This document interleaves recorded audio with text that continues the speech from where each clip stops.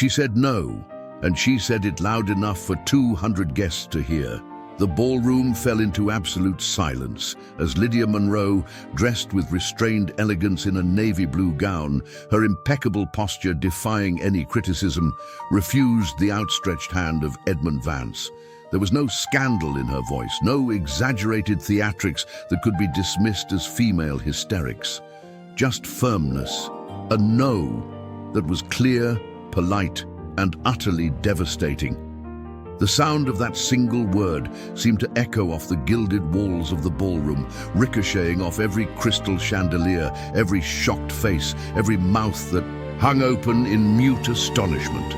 No one had ever refused Edmund Vance like that, certainly not in public, and definitely not in front of the entirety of high society, gathered specifically to witness what everyone believed was an inevitable conclusion. The world stopped. Time froze, and nothing would ever be the same. Before we dive into this story, drop a comment below with a rating from 1 to 10 and let us know what city you're tuning in from. We hope this story brings a moment of reflection and touches your heart. But to understand how we got here, we need to go back to the beginning, to the moment a woman decided her dignity was worth more than any fortune.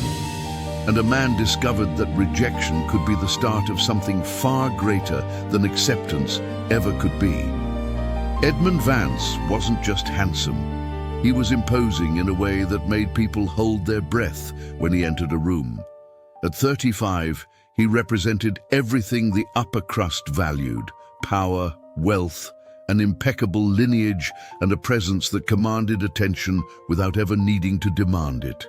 Tall, at a solid 6'2" that made him stand out in any crowd, he had broad shoulders that perfectly filled out the bespoke suits he wore. His hair was as black as a moonless night, always combed back with a precision that revealed a broad, aristocratic forehead. His face was all sharp angles and strength, with a jawline that looked like it was carved from marble and high cheekbones that gave him an air of elegant severity. But it was his eyes that truly captured anyone who dared to meet his gaze. A blue so dark it looked like indigo in certain lights. They held an unshakable confidence, the quiet certainty of someone who had never had to doubt his place in the world. There was intelligence in those eyes, yes, but also something few ever noticed, a loneliness carefully hidden beneath layers of perfect composure. Edmund was a man accustomed to being accepted, admired, followed. His words were law in many circles, his opinions shaped boardroom decisions, his approval was sought like a precious prize. Women sighed when he passed. Men sought his friendship. Entire families schemed to place their daughters in his path. He navigated this world with the ease of someone born to command it. That night had been carefully orchestrated. The Caldwell's grand ballroom, the most magnificent in the city, was decorated with thousands of candles and imported flowers, 200 hand-picked guests representing the crème de la crème of society. And at the center of it all, the proposal everyone was waiting for. Edmund had planned every detail with the same precision he applied to his business dealings. The perfect moment, the right words, the ideal setting. What he hadn't planned for was the answer. Lydia Monroe was 28 and had a reputation that society didn't quite know how to classify.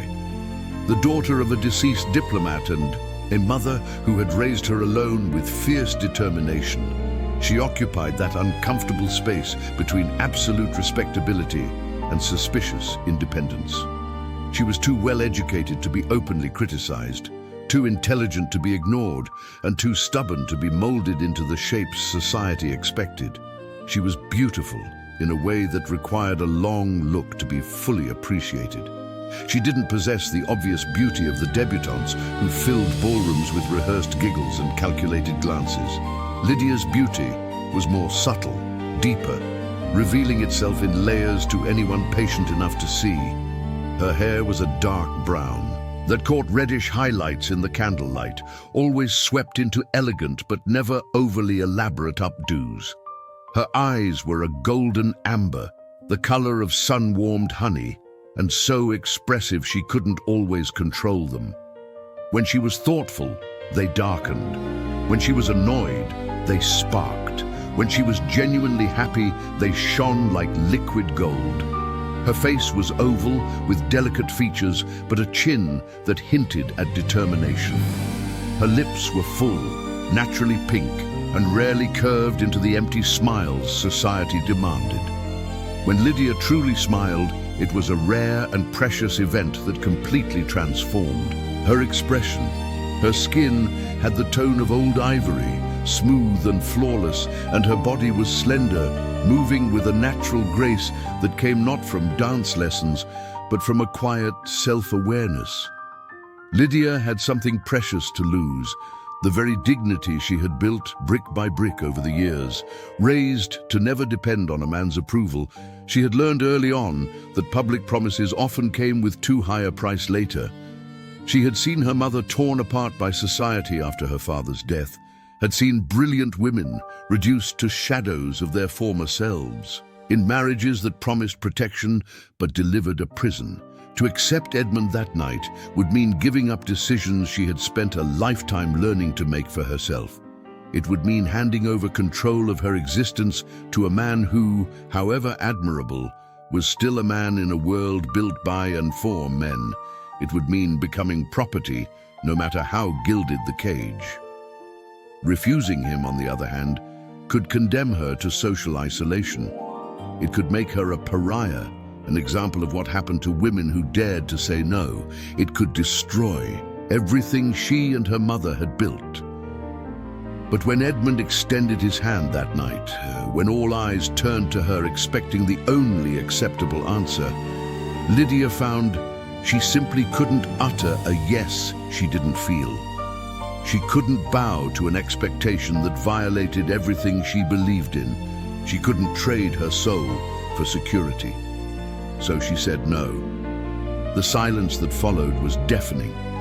Lydia could feel the weight of 200 pairs of eyes on her, could hear the whispers already starting to form, could feel her reputation being shredded in real time. Her heart was pounding, so hard she was sure everyone could hear it, and her hands, hidden in the folds of her dress, were trembling uncontrollably. But then something happened that no one expected. Something that would change the course of this story in ways none of the guests could have foreseen. Edmund showed no anger. He didn't storm away with a look of barely contained fury. He didn't try to argue or convince or pressure her. He simply inclined his head slightly, an almost imperceptible gesture of acceptance, as if her decision was something worthy of respect, not an unforgivable affront. The first, truly significant event was the respectful silence he imposed on the room with that simple gesture. When a few guests began to murmur, he lifted his eyes and swept his indigo gaze across the ballroom, a look that permitted no argument. The murmurs died instantly. Everyone expected him to leave, to abandon the event in quiet humiliation, to disappear and lick his wounds in private. He didn't. Instead, he returned to his place with the same composure as always and stayed until the end of the party. He spoke with other guests, smiled when appropriate, and maintained the impeccable posture that had always defined him. He didn't avoid Lydia, but he didn't confront her either.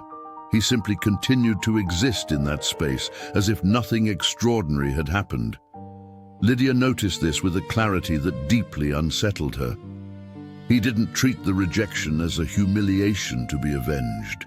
He treated it as a decision to be respected. And that was more disconcerting than any display of anger could have been. The days that followed brought exactly what Lydia had feared, but in ways she hadn't anticipated. Society buzzed with cruel comments that reached her ears through indiscreet house. Staff and malicious acquaintances. Bets were placed on how long it would take for her to regret it. Grim predictions circulated about her future as a bitter spinster. Some said Edmund would never forgive her. Others wagered he would find creative ways to destroy her socially. The story's antagonist solidified with brutal clarity. public opinion, thirsty to see Lydia punished for daring to say no. Society didn't forgive women who refused what they were supposed to accept with gratitude. Society demanded submission disguised as choice, and Lydia had ripped that veil of hypocrisy away in front of 200 witnesses. But then something unexpected happened, something that defied all predictions and left the gossips with nothing to say. Edmund didn't avoid her. He didn't treat her with coldness or disdain. He made no veiled comments or give her looks loaded with resentment. Instead, he began to treat her with the same impeccable courtesy as always, perhaps even more carefully than before. When they met at social events, he greeted her with genuine respect. When they spoke, he listened to her opinions with real attention. When others tried to diminish her with catty remarks in his presence, he would change the subject with a skill that protected without exposing. No irony, no veiled coldness, just a constant, respectful presence. Lydia realized this affected her in ways no retaliation ever could. If he had treated her badly, she could have hated him. If he had ignored her, she could have forgotten him. But this persistent kindness, this unwavering respect, this refusal to make her an enemy, this was unsettling in ways she didn't know how to process. The man wasn't trying to embarrass her. He wasn't seeking revenge. He simply saw her. He saw the woman she was, not the affront she represented. And that was more seductive than any declaration of love could ever be. The weeks passed like leaves carried on an autumn wind, and their encounters became unavoidable. Galas, dinners, formal visits, charity events. Their social circle was too small for them to completely avoid each other, and Edmund clearly had no intention of trying. He never pressured her. He never mentioned that night or the refused proposal. He never made any gesture that could be interpreted as an attempt to win her back, but he always seemed a little too attentive when she was nearby. A gaze held just long enough for her to notice, but not long enough to be awkward. A careful gesture to help her up a staircase, offering his arm with a naturalness that didn't demand acceptance. A protective presence when other men approached with less than respectful intentions. The seduction wasn't in the words he didn't say. It was in the restraint, in the patience, in the silent respect he showed at every meeting. Could she have misjudged him so completely? Could there be more to this man than the arrogant aristocrat she had imagined? The third event that shook her certainty happened during a party at the Whitmore estate. Lydia was chatting with a group when she overheard malicious comments coming from a nearby corner. Two women, wives of important men, were discussing, loudly enough to be heard, certain people who think they're too good to accept what's offered to them, and the sad fate that awaits women too stubborn to know their place. Lydia felt her face burn with humiliation. Her hands clenched into fists, hidden in the folds of her dress, and she braced herself for another wound she would have to pretend not to feel. But before she could react, Edmund materialized beside the two women. He didn't raise his voice, didn't make a scene, didn't draw attention. He simply said a single sentence in a conversational tone that made both of them turn pale and walk away quickly. Lydia never found out exactly what he said, but the effect was immediate and permanent. The two women never bothered her again. He had protected her publicly without demanding anything in return, without expecting gratitude, without using the gesture as a bargaining chip. He simply did what he thought was right and moved on as if it were the most natural thing in the world. That night, Lydia couldn't sleep. She lay awake, staring at her bedroom ceiling, questioning everything she thought she knew about Edmund Vance, about men in general, and about her own decisions. Time, that relentless master that waits for no one, continued its inexorable march.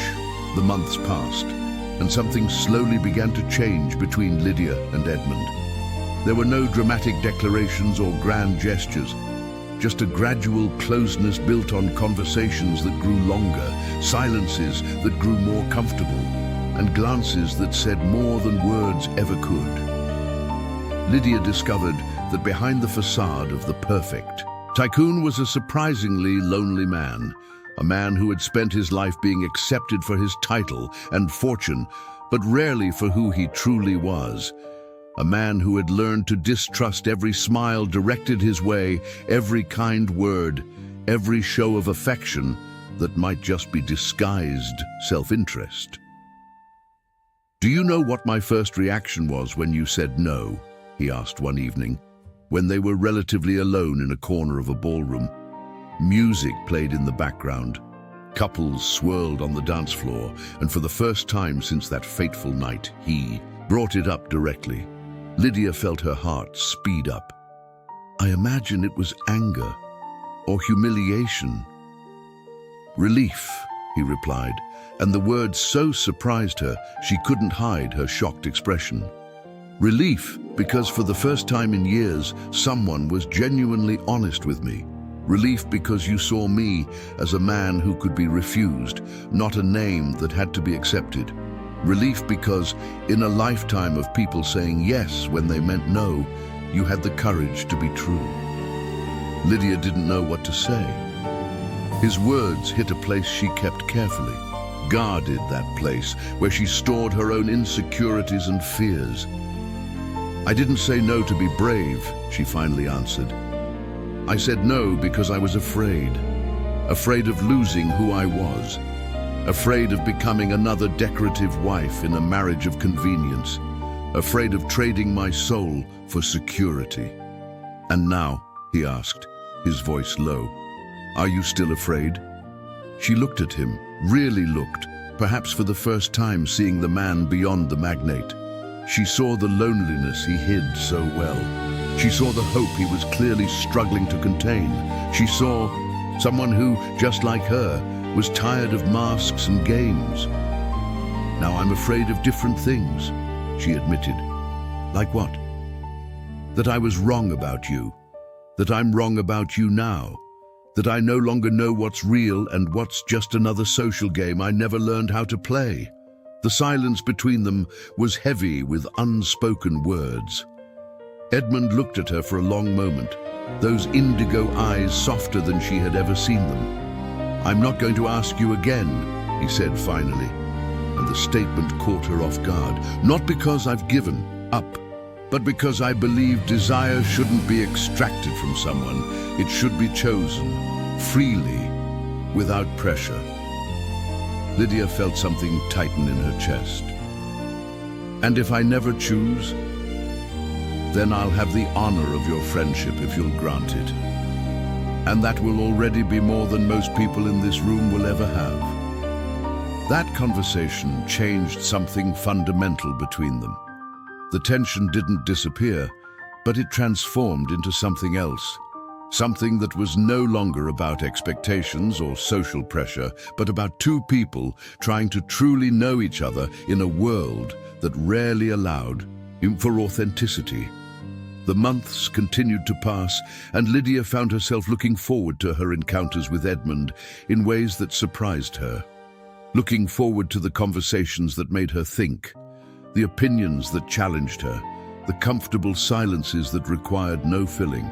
She discovered he was a voracious reader of philosophy and science, topics considered improper for ballroom chatter.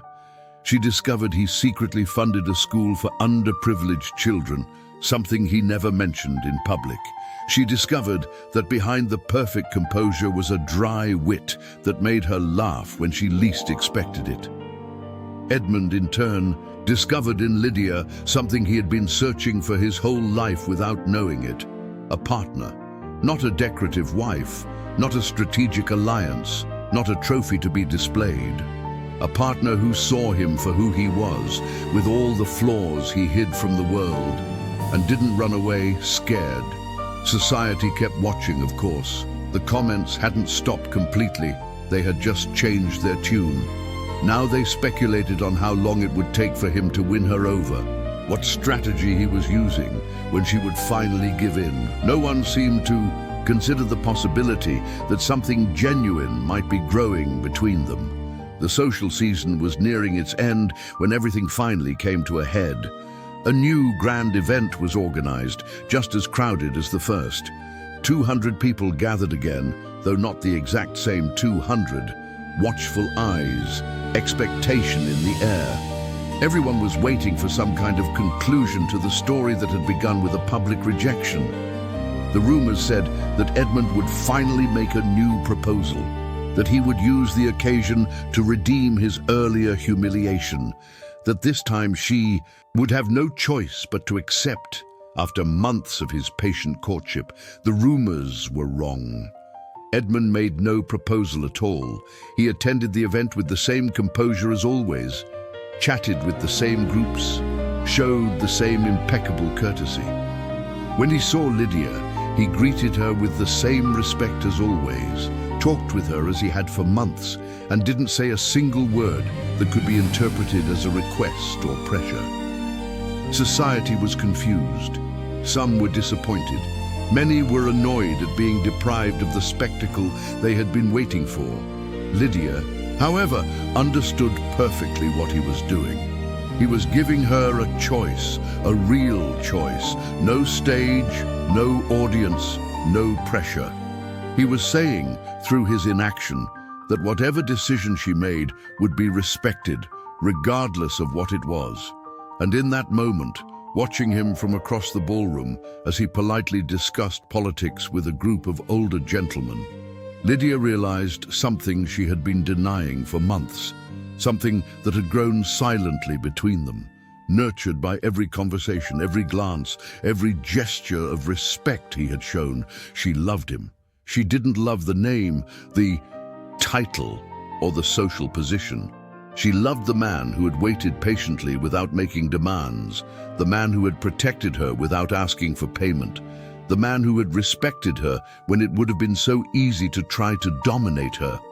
And more importantly, she was ready to choose, not because society expected it, not because he had pressured her, but because it was what she genuinely wanted. Lydia walked across the ballroom, her heart pounding, each step a silent declaration. People moved out of her way, sensing that something important was happening. The murmurs started immediately, but she didn't hear them. All that existed was him, standing on the other side of the room, slowly turning as he noticed the commotion. She stopped in front of him. 200 pairs of eyes fixed on her, just like that night months ago. The same expectant silence, the same weight of judgment in the air. But this time, she was the one who extended her hand. "Edmund," she said, her voice clear and firm despite her racing heart, "would you do me the honor of a dance?" The silence in the ballroom became absolute. She saw the surprise in Edmund's eyes, followed by something that looked painfully like hope, followed by that rare smile that completely transformed his face. "The honor is all mine," he replied, taking her hand. As they began to dance, Lydia felt that something much bigger than a dance was happening. It was a declaration, a choice, a promise made not with words, but with gestures. "You've surprised me," he murmured as he led her across the floor. "You taught me that surprises can be a good thing," she answered. "Does this mean what I hope it means?" Lydia smiled, that genuine smile she so rarely offered anyone. "It means I'm ready to choose, not because you asked, but because I want to." "And what do you choose?" "You. Not the Vance name, not the fortune. You. The man who waited without demanding. The man who saw me when it would have been easier to destroy me." Edmund pulled her a little closer, completely ignoring the protocol that dictated distance between dance partners. "You know society will never forgive us for not following their script." "To hell with society," she replied, and the shock in his eyes quickly turned into a genuine laugh that made heads turn all over the ballroom. The wedding took place 3 months later, in a ceremony that defied all expectations. It wasn't grand or ostentatious. It was intimate, real, exactly what they wanted. Lydia wore a simple ivory silk dress she had chosen herself, without the approval of any fashionable designer. Edmund waited at the altar with an expression none of his acquaintances had ever seen, absolute vulnerability mixed with complete happiness. The vows they exchanged were written by them. She promised to never say yes when she wanted to say no. He promised to always respect whatever answer she gave. Together, they promised to build something based on conscious choices, not imposed obligations. The years passed like pages in a book whose ending was more beautiful than anyone had dared to predict on that night of public rejection. The Vance mansion, once known for its owner's cold perfection, was transformed into a home filled with life, heated debates, and a love that didn't need to hide. 3 children came to complete their family. A girl who inherited her mother's amber eyes and the stubbornness of both parents. A boy with his father's indigo eyes and the easy smile Edmund had learned from his wife, and a youngest who was a perfect mix of the two, with a temperament that promised to be a lot of trouble and a lot of joy. Lydia never lost her independence. She continued to have her own opinions, to disagree when necessary, to be exactly who she had always been. Edmund never tried to change her. On the contrary, he grew to admire even more the woman who had the courage to refuse him when everyone expected acceptance. On an anniversary night, many years after that fateful ball, they found themselves in the same ballroom where it all began. The party was in their honor as a couple, and 200 people once again surrounded them, though the atmosphere was completely different. "Do you remember?" Edmund asked as they danced, just as they had on the night she extended her hand. "Every moment," she replied. "The silence after I said no. The fear I felt. The surprise when you didn't react like I expected. And if you could go back, would you do it differently?" Lydia looked at him, this man who had become her partner in every possible sense, and smiled. "I would do it exactly the same, because it was the no that brought us here. If I had said yes that night, we never would have built what we have now." And what do we have now? Something real, something chosen, something no one can take from us because it wasn't given out of obligation. Edmund pulled her closer, ignoring the guest's stares, just as he had years ago. "Sometimes I think," he murmured, "that no was the greatest gift I've ever received. It taught me there's something more valuable than being accepted." "What's that?" "Being chosen, truly chosen, by someone who had every right to refuse." Lydia rested her head on his shoulder, feeling the steady beat of his heart against her cheek. "Sometimes," she whispered, "the most seductive gesture isn't to insist, it's knowing how to wait." "And sometimes," he completed, "the greatest courage isn't saying yes when everyone expects it. It's saying no when you must, and yes when it's true." And there, in the same ballroom that had witnessed her public rejection years before, 2 souls who had found each other through the most difficult honesty silently celebrated the life they had built together. A life that proved true love isn't born from automatic acceptance, but from respect sustained over time. A life that showed that sometimes you have to say no to discover what truly deserves a yes. Dear listeners, we hope this story touched your heart.